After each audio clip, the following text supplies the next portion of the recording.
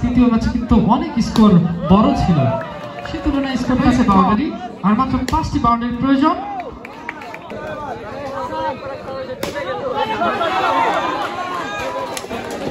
আম্পায়ারের সিদ্ধান্তে চূড়ান্ত সিদ্ধান্ত। দারুণ, অনেক জোরালো, আরেকটি জোরালো শট, আরেক শেষ রক্ষা হয় কিনা,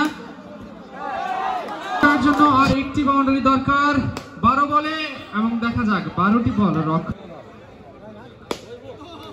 এবং বোলিং সীমানা দিয়েই বাউন্ডারি অতিক্রম করায় জয়লাভ করেছে বঙ্গুরি চৌকিঘাটা প্রগতি সংঘ।